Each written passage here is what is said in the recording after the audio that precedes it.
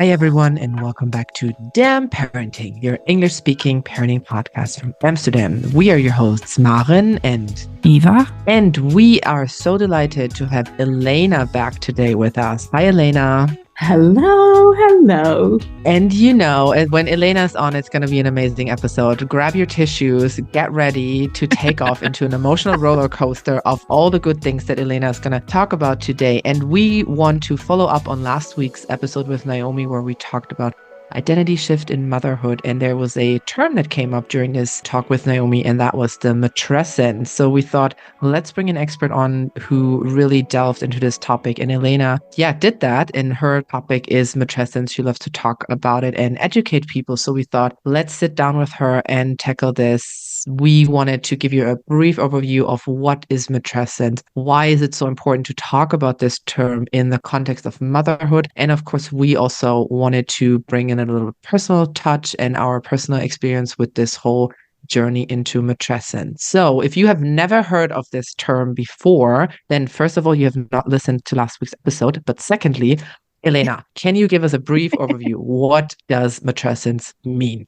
Yeah. So if you look matrescence up in the dictionary, then the dictionary definition is going to sound something as neat and concise as this. So it's going to say the process of becoming a mother. And then it's going to give a quote to give it context, which would be something along the lines of, those physical, psychological, and emotional changes you go through after the birth of your child now have a name. Matrescence, the process of becoming a mother, which anthropologists call matrescence, has been largely unexplored in the medical community. Largely unexplored, I would almost say completely unexplored and completely ignored, even though this was coined by Dana Raphael in 1973. If you do like a Google search for matrescence, then one of the top hits will be a really wonderful TED Talk by Dr. Alexandra Sachs, who did a talk called Birth of a Mother in 2017. And she went on to write a couple of books, one of which is How Come No One Told Me? And that's very much all about matrescence. It's a great talk. It's like 9 minutes, so it's something to enjoy with a sandwich. And I definitely really encourage people to look at that TED Talk. She did a couple of pieces of writing about matrescence also in the New York Times, so they'll also come up if you Google her name. We're going to link everything up anyway afterwards, so that's awesome. I hosted for the first time in a group setting, like mini workshop about matrescence, and I decided after like my research and all the years that I've been working with mothers to define matrescence as something more closely aligned with this sentence. It's a long sentence. The period of adaptation to and evolution through the rite of passage, the new life phase that is motherhood, a period and process which encompasses the physical, psychological, emotional, neurobiological, genetic, hormonal, spiritual, sexual, political, professional, cosmic, ancestral, societal, relational, and brain blitzing inner and outer metamorphosis, which all occurs simultaneously to the all-consuming and sometimes thwarting process of keeping a tiny human/tiny humans alive and functioning. So this is your fancy definition of what is this shit show? Exactly. Now we all can fancy it up with this is actually what's happening. But yeah, this is very much in you. I think you have really, like, with your sentence, touched upon all the areas that we are affected by when becoming a mother. And this is also when you said political, that rang up the bell when Naomi talked about how it radicalized her being a mother. And all of a sudden you pay attention to all the things that are not right. And you're like, well, how can this be? Like, what's happening? Why are we not researching this? Why is this not better? Why is this not changed? And this is the energy that you really get and this identity that you get into when becoming a mother. Yeah. Yeah. And, there's a lot of, in your fantastic discussion with Naomi that I listened to this morning twice, you also talked about like, mom rage and the hormonal side. Like, the reality is I always say matrescence is a process that's a 12 to 14 year process.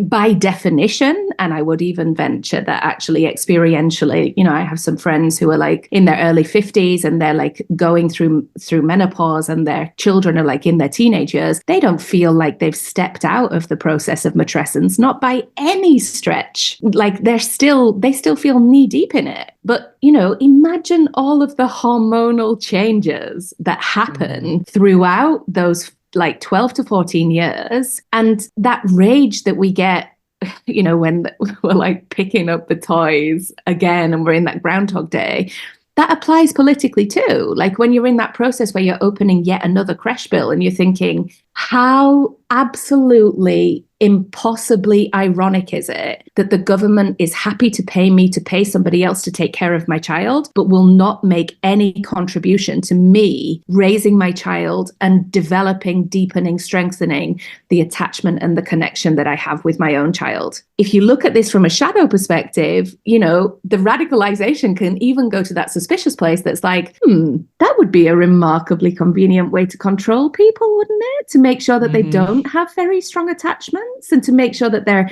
timetabled up to their eyeballs by the time they're one and that they're used to having their needs met by people that change every day. That would be a really wonderful way to keep people malleable and easy to manipulate. And keep women exhausted. Like, yeah, literally.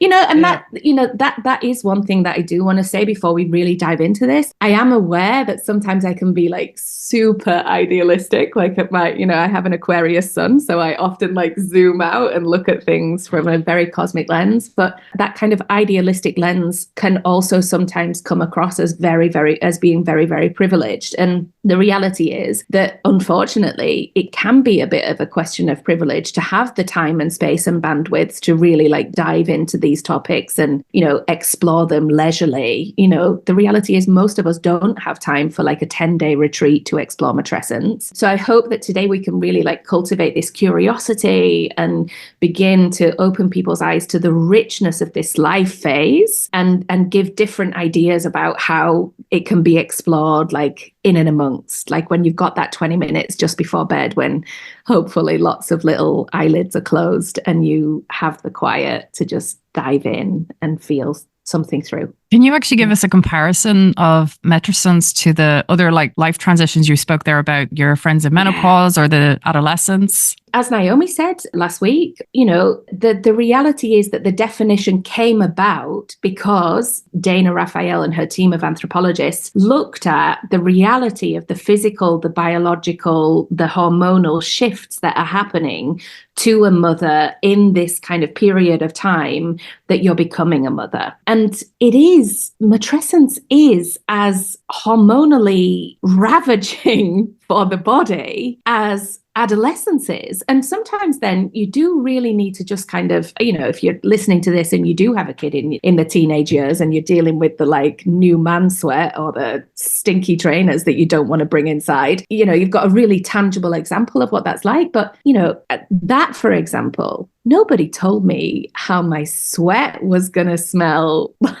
I don't even know as I started breastfeeding. I'm like, who am I? What is this? What? I remember, yes. And I thought about this when we talked with Naomi about adolescence becoming being a teenager. I was like, oh yeah, the stank's back. I remember going to Holland and Barrett trying to get some because part of my matrescence was like, I became Earth Mother. Like I went from this person who used to like have 4 different Lenore fabric softeners to no fabric softener, vinegar and bicarb all the way. And so like I wasn't using my Kerastase hair products anymore at that point either. So I went to Holland & Barrett. I was like, I really need like a natural sulfate-free shampoo because I have hair that is greasier than it ever was when I was a teenager. And they were like, well, what's happening with you? Are you washing it enough? I was like, friend.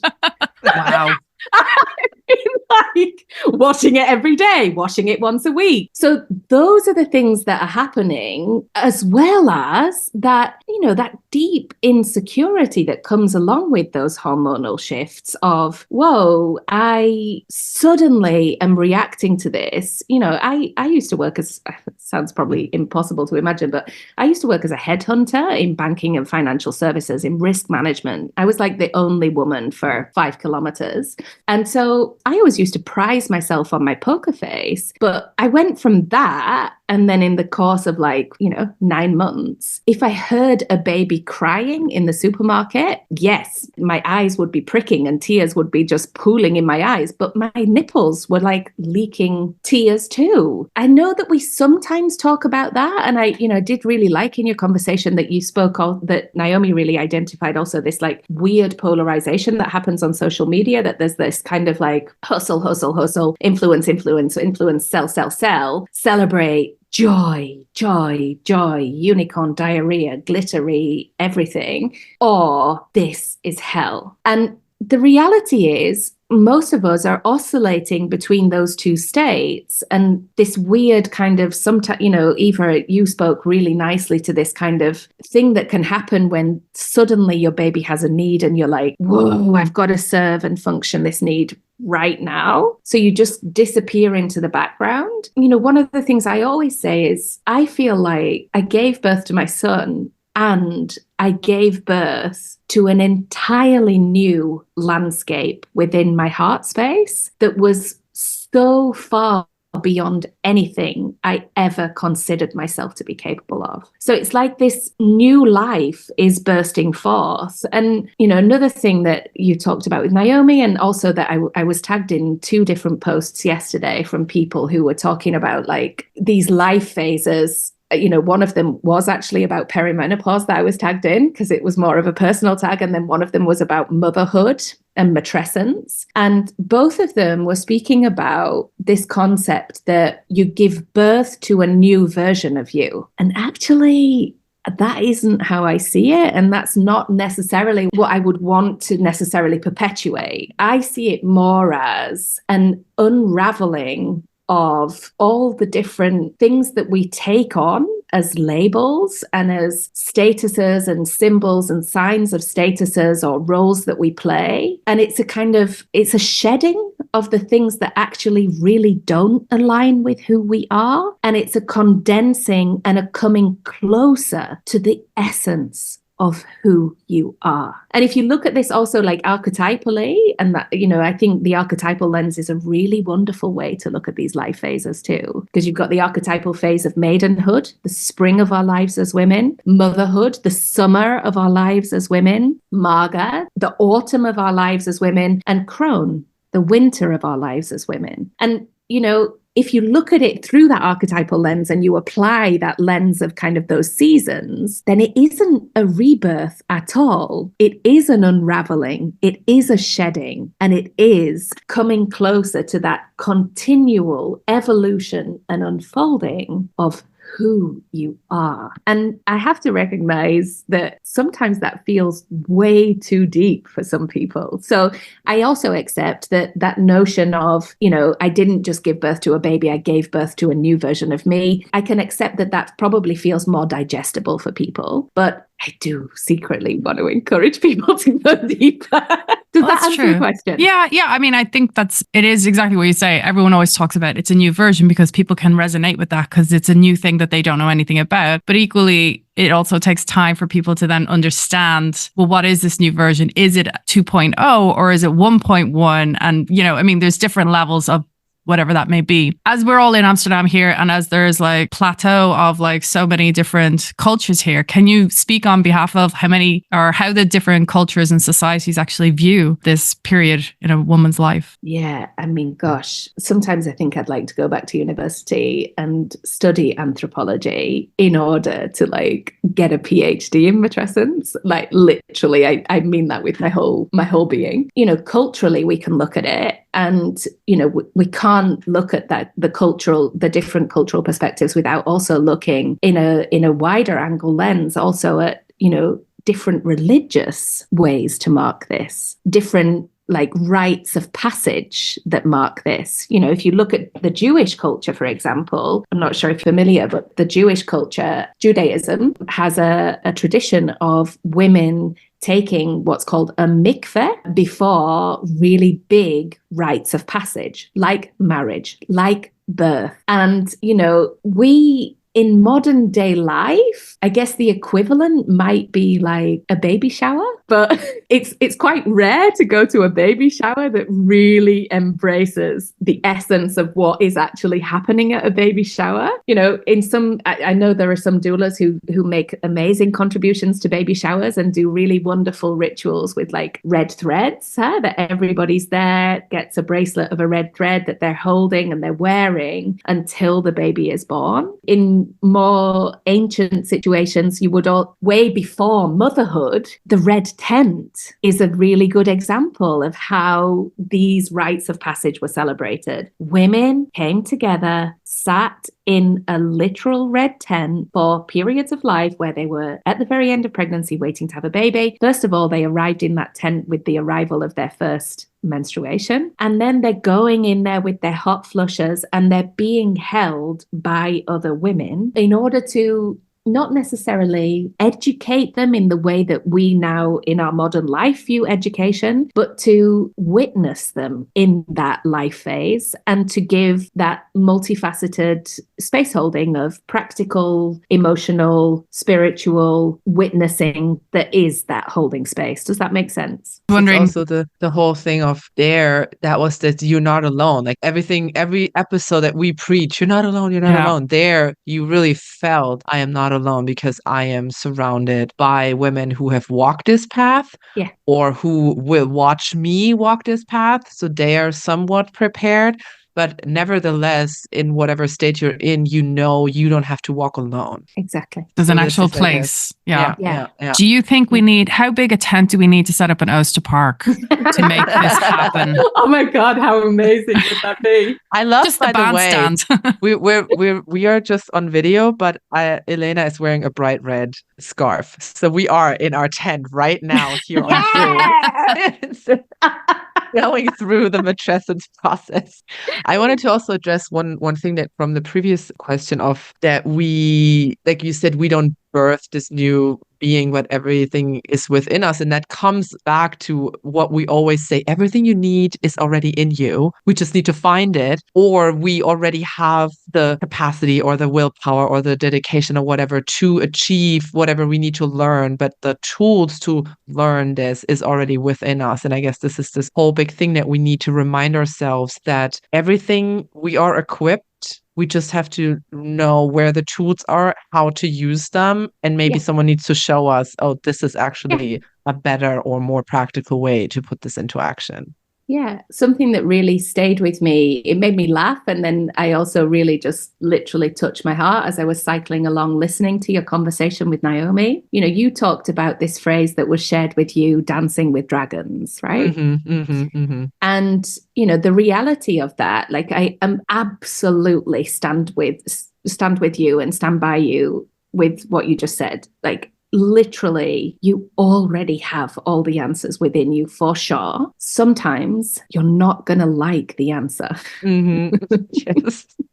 So sometimes it's really going to be, you know, if we think back to the kind of that idea of radicalization and that political change, it might be that your whole life until you became a mother, that you've grown up with like a super strong working mother. Maybe she was a CEO and you were like, okay, of course I'm going to be a working mother. And then your baby arrives and something is almost telling you on a physical level, I cannot leave her. I must stay here. I feel this biological imperative to stay by her side. I cannot psychologically, spiritually, politically, physically bring myself to go back to my work. It just doesn't feel right. And that dissonance that is created, that again speaks then to this process that I think is actually what's happening. This unraveling of the conditioning, letting go of some layers to come back to that essence of what's truly important and what's truly aligned with how I want to experience this period myself and how I want my child to experience this. And of course, how I want our family history to be written. And, that can be super confronting internally, but also with a partner. If you met a partner and you dated through your 20s and maybe you were the party power people who, were always known for hosting these crazy, excessive, wonderful parties because you were just rolling in it. The reality is deciding to stay at home has a massive financial impact. It has a massive impact on the dynamic between you and your partner. And that can be really hard. And sometimes that's going to mean not staying true to yourself, not choosing what feels right, choosing something that doesn't feel quite aligned. And that's not easy. It reminds me of a post I shared last week from the Dr. Naomi episode. And it says, it's okay if you were the woman that wanted a successful career, but then you became a mom and everything shifted. It's not failure, it's transformation. Exactly. And it's like when I saw that post, I was like, I've got to share that one because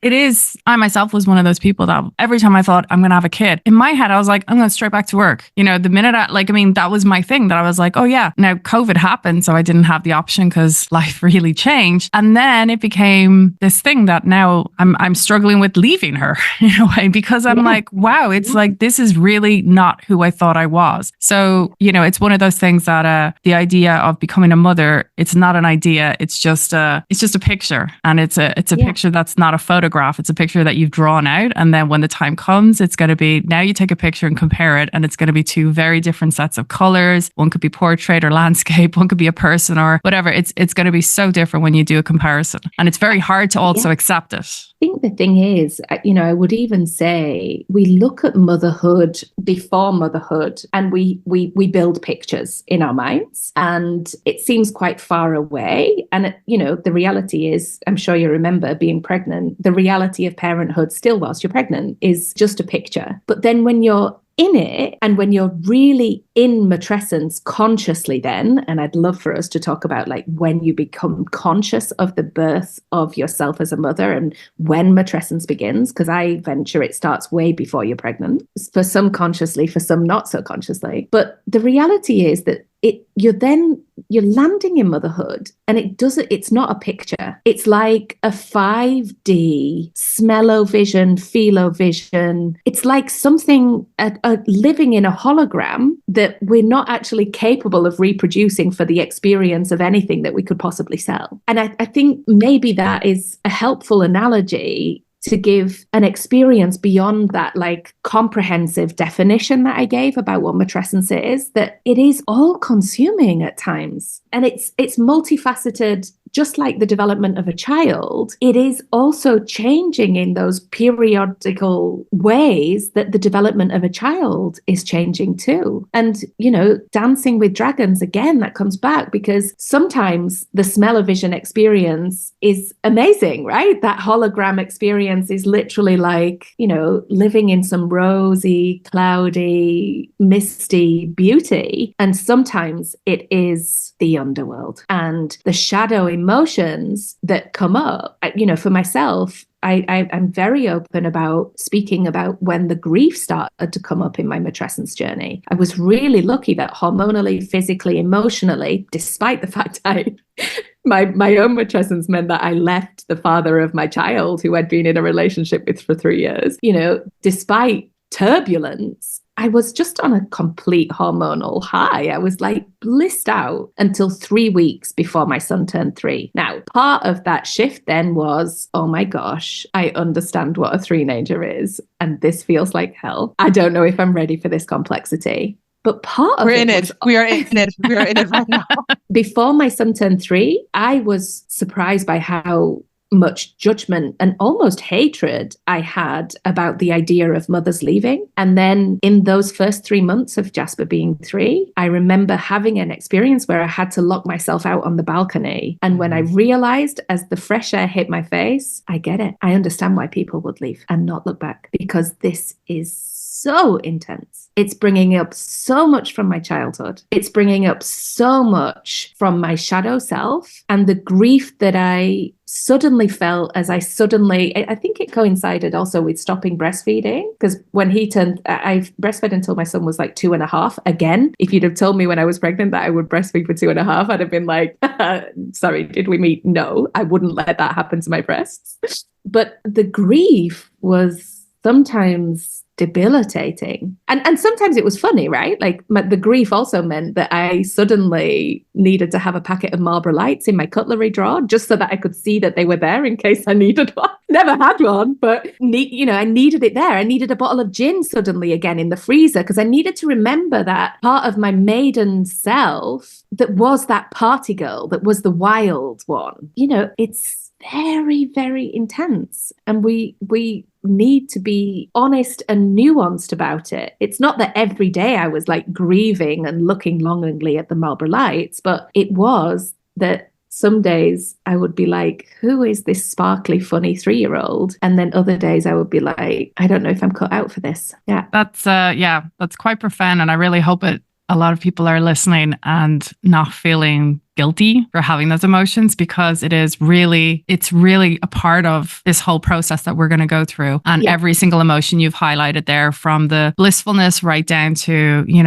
extreme measures that you've taken. And, we've heard of a lot of people have taken extreme measures, be it leaving your partner or, some women have even left their own child because they just couldn't get to it. And it's just, these are a wide range of emotions that we really need to be aware of and to also keep our eye on. Yeah, I think I was very lucky.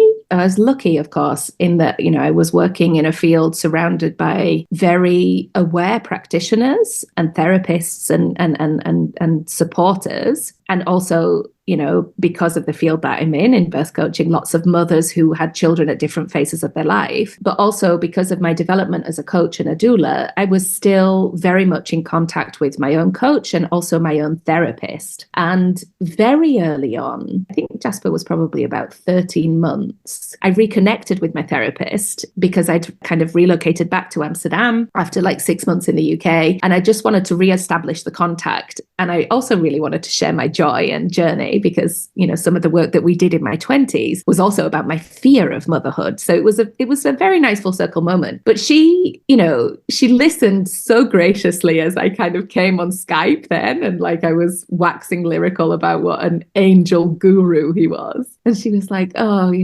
so beautiful to hear this, Ilena. And now tell me about the moments where you want to put him in a bin bag and weigh him down with concrete in the Amstel. Because you must be having those moments filled with rage and hatred too. And, it was like that moment of, did she just say that? And, I honestly, because I was blissed out, I wasn't really having those moments then. But then when he was 3 and those moments came, and I was like, a bit more difficult to wriggle a 3-year-old into a bin bag. But, at least I had that context of it's not just me. This veracity of emotion she warned me about. And here it is. I can do this. I can process this and still be a good mum and still love him and still hold space for this part of me that wants to, that moment in the balcony, it was like the week of Amsterdam Dance Event. So I could hear like the thrum of Amsterdam Dance Event, which was like amplifying the grief as well. So I was like, so I can hold space for myself here on the balcony with the fantasies about the concrete and the bin bag and the Amstel, the fantasies about Amsterdam Dance Event and, losing 36 hours on a high, and just make peace with the reality of those fantasies playing out and the reality of this extreme frustration in this moment. And I can breathe through it. I do think a lot of people are quite focused on the first 6 weeks or 6 months because of the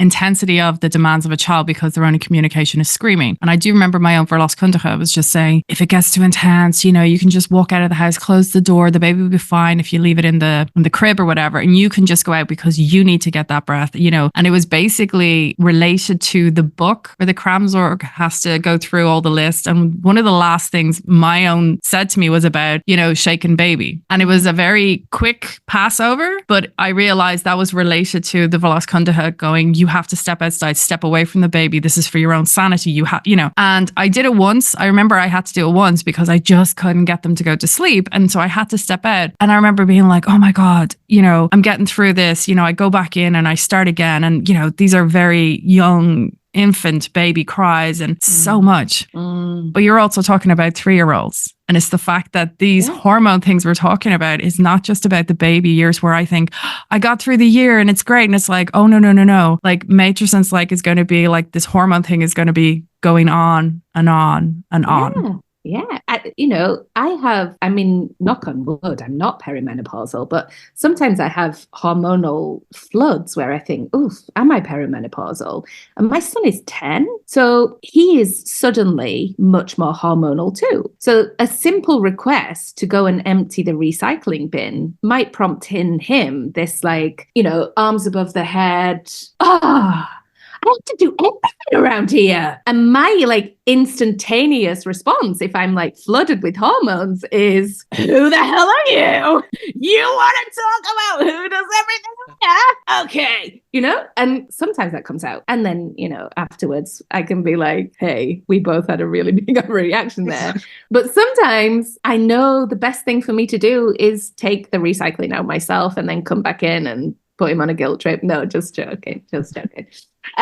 But that is the reality. Yeah, it doesn't go away. And I was with a really close girlfriend last weekend for brunch with her 2 teenagers, and the complexity of some of the topics that we were navigating, I literally just sat there with my finger over my mouth at a couple of points because I was like, whoa, is this what's awaiting me? How am I going to prepare for that? And then she and I had a walk afterwards, and I was like, I was in awe at how you went about that.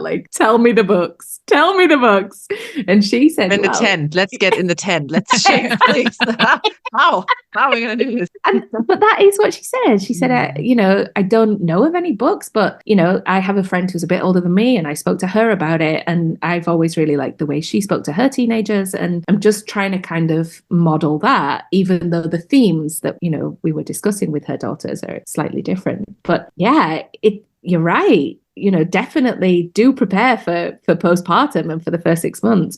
And that's a question I ask myself, is it helpful to say to pregnant people, prepare for postpartum in the first 6 months? Or should we already do our best to open their eyes to the wide spectrum of experience that is coming? I don't necessarily know what's best. I guess it's also very individual, like the unfolding of your journey of matrescence. Some people are going to respond better to being prepared for the wide lens and wide focus on the next 12 to 15 years of their life. And some people need to kind of hone in on what's alive and well right now. Yeah. I think the best thing is because you're dealing with so much unknown, you don't know what the birth is going to be, you don't know what the baby's going to be like. There's just so much that we can't plan. And then if we plan, the frustration is just so big. So I think the best advice is to get your people in line that you can always come to and then work it from there. But make sure that you have 1 or 2 people that no matter what time of day, no matter what state you're in, you can always bring them up and be like, okay, what the fuck, shit show, let's get going. What am I supposed to do? Because I guess it's you can, like you say, you plan with this hologram, you plan with this fantasy, you play with, this is how I'm going to be as a mother. And then it's we've all had that.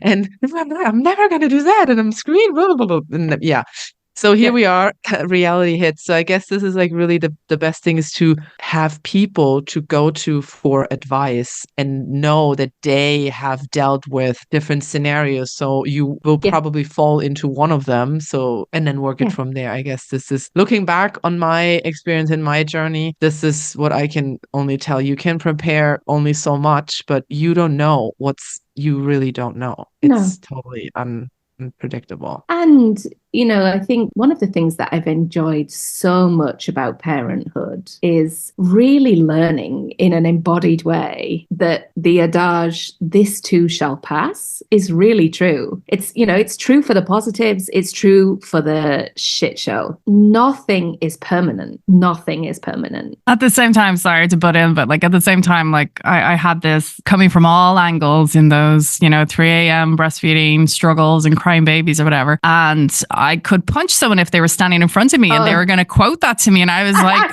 oh, God damn you. I am punching you right now because do not spit that at me as well.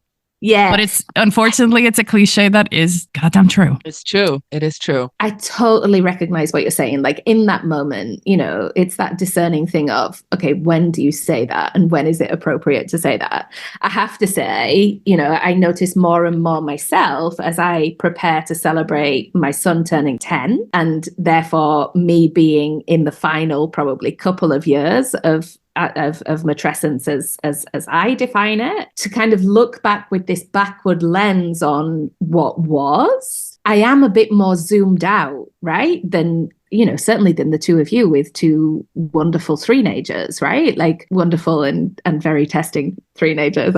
I recognize both sides. But, you know, one of the things I say in my signature is that I'm really there to support mothers as a doula, as a coach, in like celebrating the muck, the maya, the magic and the miracles of motherhood. And I just think the muck and the maya feels so big when you're in those younger phases. And I think that is maybe hopeful to say, like, as they get a bit bigger, that capacity to zoom out and take that wider perspective becomes easier and easier. So then it feels less loaded that I say, this too shall pass. Even when I say it to myself in that moment where he's like, bruh, you know, like even then, sometimes I'm just grating my teeth and saying, this too shall pass. When we're rounding up to hear the topic, there's so much to consume. The emotions are already like a massive series on their own. And then we haven't even touched upon the relationships and how this impacts them. And that probably is an episode on its own. I mean, there's so many different ways. So if we can wrap this up, let's just talk about self-care and well-being. And like, let's highlight the importance of self-care during this matrescence, not just those 6 weeks where we always talk about, you know,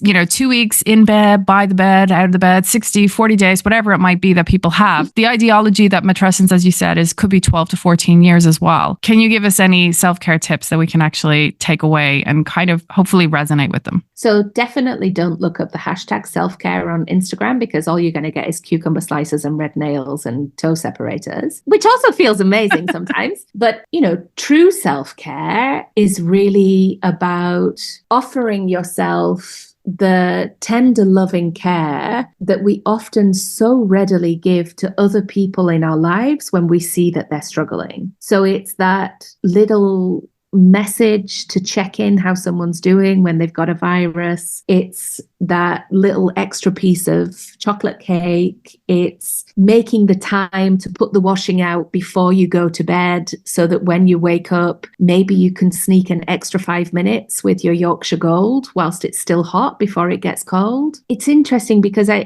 think sometimes we forget that those things are the things that really make a difference. And sometimes then it's helpful to really write those things down, you know, and maybe just by hearing this, then you do become more aware of the little things that make a difference. You know, recently I've been really strict with myself this year. It's been a very difficult start to 2024. And there've been days where I've just not even wanted to get out of bed, honestly. So then getting out of bed has felt like an achievement again at some moments. And so to kind of celebrate that achievement, then I'm very strict in making my bed before I leave my bedroom, so that when I come back into my bedroom at the end of the day, regardless of what hashtag 2024 energies have unfolded in the day, I come back to my bedroom and I recognize I made the effort to do that because I know how lovely it feels to just peel back the corner of the bed and slip in. And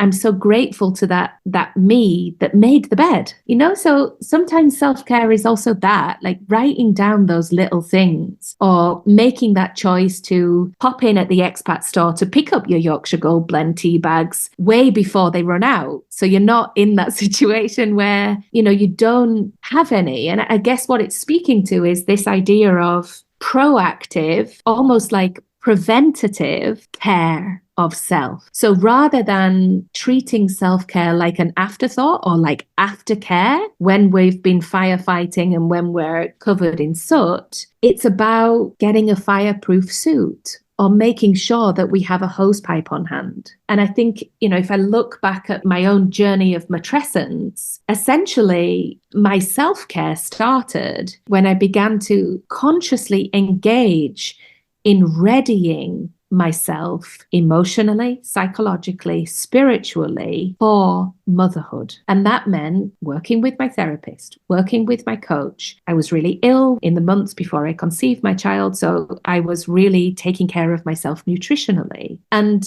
so many of those principles, so many quotes, as we're talking about it now, come back in my mind from books that I read in the period of sickness and in the period of preparation that were like little fertile seeds that then, flourished and bloomed at different times to really galvanize me. And so I would also say sometimes self-care is like going through the rigmarole of self-improvement and making that effort, even if you don't necessarily reap the rewards in the short term. I'm taking all the notes. Yeah, one thing that I found and that's what you said, this whole concept of what are we applying to others. One thing that I really have learned is to be gentle and patient with myself, and really being this, do I need to push myself right now? Can I be gentle, and can I give myself time? And do I need to do all the things at the same time? Or can I can I be patient with myself and do one thing at a time? Yeah. And especially when we talk about changing a habit, it's like we need to go through the 4 pillars of learning, right? Like we can't jump one, and we have to. One very critical part is we have to consciously train and remind ourselves, this is what we're going to do now. And now we're doing it. And now we're doing it. And then how many hundreds of times until it becomes the habit where it just happens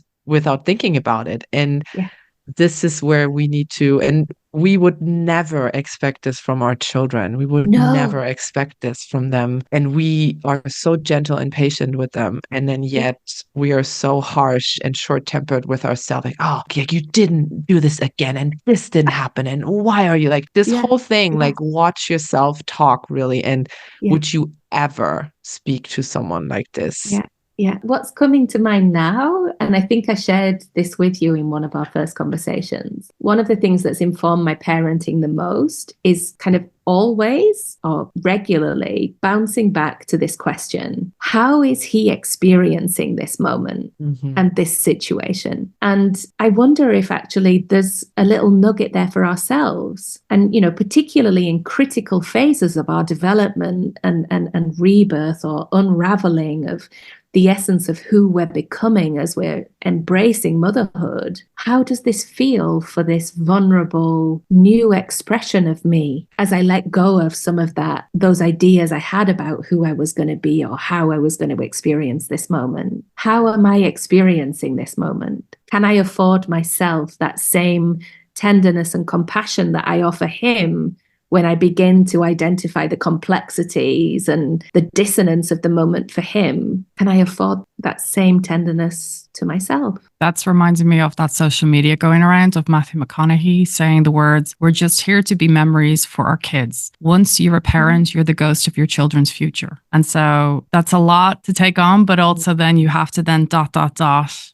we need to take care of ourselves as well, because we can't lose ourselves in this period of time, giving our all to our children, because this is also our memories as well. Yeah. And they move on and grow up with their lives. And by then we'll be in the autumn of our lives, probably. Yes. And that is also, right, a big part of why we need to talk about matrescence, because we do talk about conception, pregnancy, birth, and the postpartum period. And we can talk about those things emotionally, psychologically, practically, logistically. We can educate people about what's going to happen physically. But we are doing ourselves a disservice if we don't carve out time to explore these huge evolutionary themes of what is unfolding within us. If we don't speak to people and hear their stories and take little nuggets and pearls of wisdom here and there and take that leap of faith and be vulnerable about and share what's alive for us and hear if there is some feedback, or simply lean into being witnessed, exploring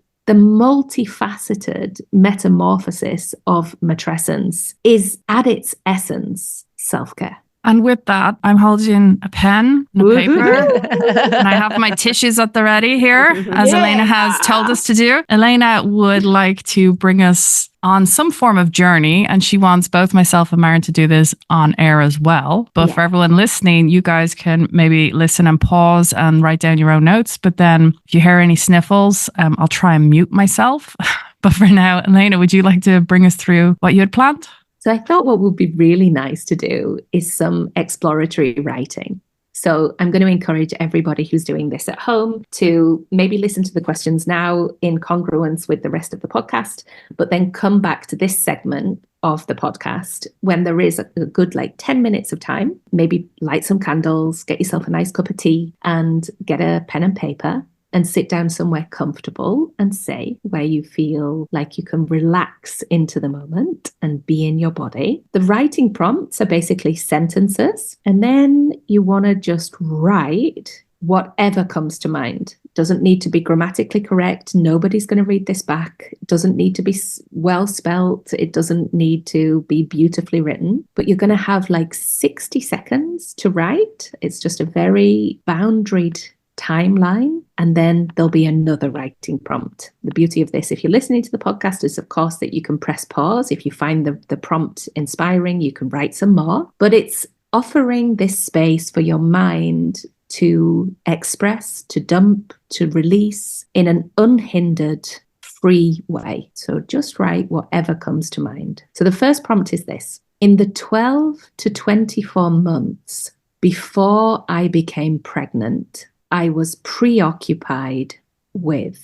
And the next one: if I reflect back to my pregnancy, these are the ideas, the ideals, and the topics that I was preoccupied with. So the next prompt: as I look back now on those 12 to 24 months before pregnancy and that period in pregnancy, I wish I had spent more time exploring. Next one: as I glance back into my matrescence journey thus far, these are the things that spring to mind as the most surprisingly fulfilling aspects of my inner and outer transformation. So I'm going to repeat that, and I'm going to encourage you to not think about motherhood, but really about matrescence, your matrescence. As I glance back into my matrescence thus far, these are the things that spring to mind as the most surprisingly fulfilling aspects of my inner and outer transformation. And the next one: these are the realizations I have made about the way I was parented and how matrescence was modeled to me as I have been journeying through matrescence. So I say it again: these are the realizations I have made about the way I was parented and how matrescence was modeled to me as I have been journeying through matrescence. I guess the subtext there is modeled to me by my mother or my female family members. I just want to acknowledge that these are huge writing prompts. These are difficult writing prompts for just 60 seconds. Some of these writing prompts I would really give 5 minutes to in a coaching context or a workshop context. But it can be surprising what pearls come forward in just a very short space of time. And the last one: as I look forward to the next 12 months of my identity expansion beyond the everyday parenting, I would like to explore these aspects of my identity and of my experience of matrescence. In workshops, I always hate the moment where the host is like, "So, who would like to share?" But essentially, I'm going to be that person. Is there anything that came up that was surprising, maybe? Yeah, when you said this whole, what were the ideas, ideals, and the topics that you were preparing for in the first 12 months before giving birth? And I wrote down, I was very occupied with the emotional support for others. How can I make this transition for my partner as easy as possible? What can we set in place for him? What can we set in place for these people? How are we going to deal with them? Because Wow. in my core, I was like, I'm gonna be fine. Like I'm gonna be physically. I was prepared for like physical changes. I was like, all right, how bad is it gonna be? Can happen. I looked at all like perineal rippage and all that. I was like, all right, it's just like prepared myself for that. But I just always thought I'll be fine. Like I will. I mean, I also did have a therapist. I still have a therapist. So I did say, all right, just keep like an eye on me. But my focus and my work with her was really more about how can we support my husband going through this big life transition for him. And Wow. that was, and then all on the other side was what are the products? Like what's the best stuff to buy? Like that was really Yeah. my occupancy with how's it going to be for others and what are the products to buy? These were like the things I paid attention to. Mm. And that And was very funny looking back. yeah. And then the follow-up, what you wish you'd been Yeah. more busy with. Yeah. Well, I wish I've been more busy with how to deal with myself and my Yeah. expectations. How am I going to tackle this and how am I going to feel and how am I going to deal with frustrations Mm. and disappointments Mm. and all that I just was not prepared of the vast amount of frustration and disappointments. I Yeah. thought, how bad can it be, right? Yeah. And how, if you were advising like a friend who was, at that phase, how would you suggest going about that? Yeah, really to seek someone that you can talk to. They can Yeah. really build up a very strong connection with someone who really knows you and you can prompt them to, can you please pay attention to that? Can you pay attention to that? Can you remind me of? And I will Mm. not get mad at you when you remind me of that. And I will remember that. And you can remind me that I said that. Yeah.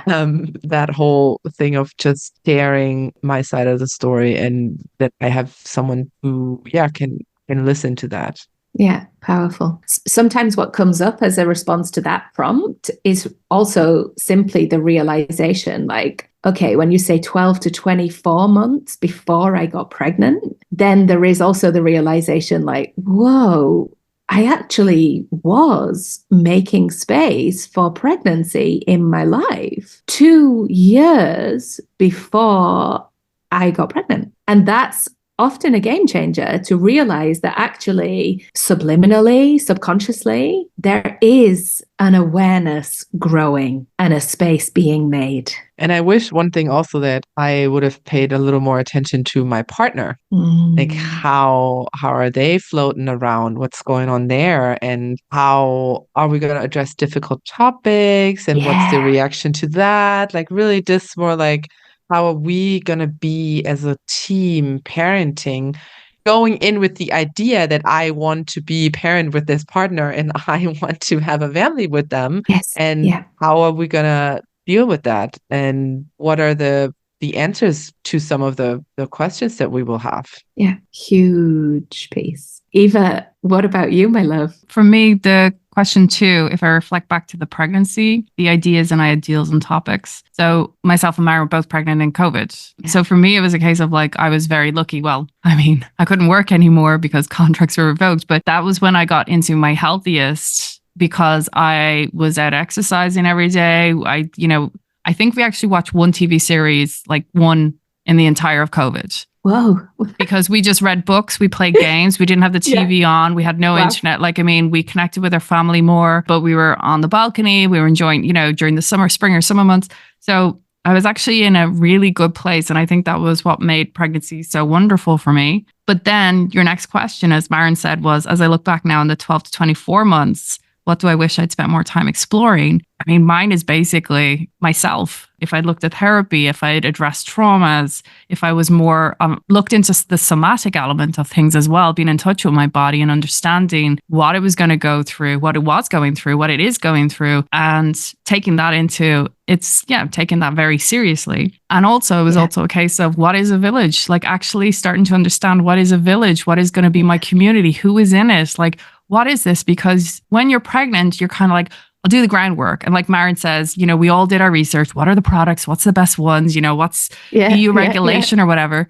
But we kind of forget the fact that how are we going to connect with these other women? We don't know them. Our only bond is going to be the fact that we're pregnant. And then, but then our episode that we had with Naomi back at the start of the podcast was basically, we were talking about the village and she was addressing all different elements of a village that I was only finding out in that episode as she spoke. And I was like, oh, they're a part of my village?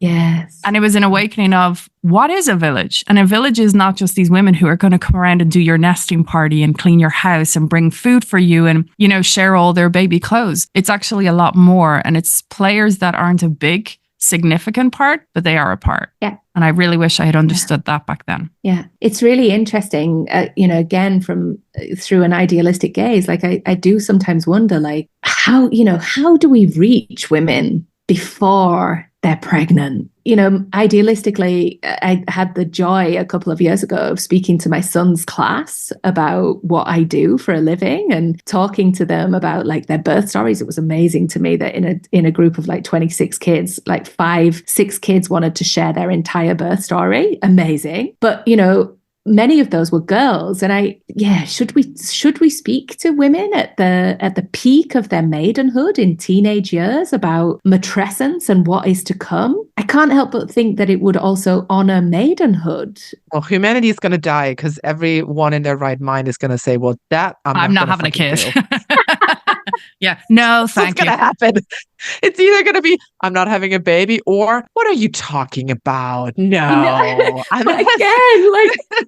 Idealistically, I'm sure there would be less children and that would probably be a really healthy thing. But I do also think that then the children that would be there and the mothers and the parents that would be raising those children would be so much healthier. Yes. You know, that it wouldn't be like a cataclysmic, chaotic approach to it. It would be a more compassionate, balanced, wider lensed angle perspective. And that would be healthier. That was exactly the word that popped into my head when you were talking about. I was like, probably would be healthier because we would pay more attention to our mental health. We would seek help earlier. We would address things earlier. We would not sit on them and like grieve through and like think something's wrong with us. Yeah. So less babies and healthier. It's also kind of making it also in my head, the fact that if we give this education at a younger age, those people will be compassionate to their friends who are pregnant, because that's one of the things is when I became pregnant and I had a child, I felt I needed to apologize to some people, to be like, I did not understand. I'm so sorry. Like I still need to apologize. I think I've even apologized to my sister-in-law. Like I didn't understand, and I still probably need to apologize to a lot of more people, because we don't know until you go through it. And the thing is, giving these women, maybe they might have just a little bit more compassion to their friends who might be having births early, and to actually understand, like, you know what, bringing food over and not having to talk, but just literally turning up with some food is actually more of a thing that you can do than just sit and listen maybe as well. I mean, just knowing those small things to me is like, wow, imagine having that knowledge in your 20s. Yeah, exactly. Okay, tell me about what you're looking forward to exploring in the next 12 months of your matrescence. We're ending this up now because this is one of our longest episodes. Okay, sorry.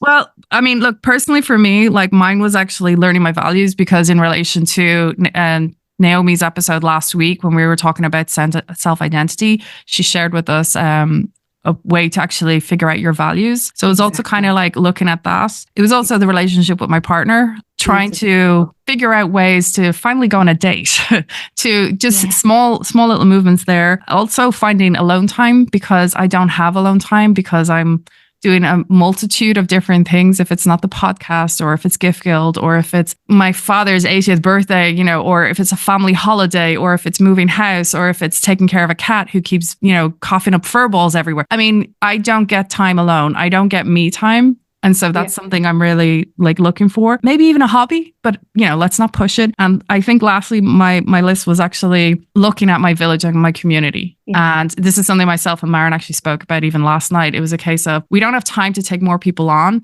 but it's now to kind of look at who's there and to make sure we are fulfilling every aspect that we are actually needing and becoming aware of who's in it.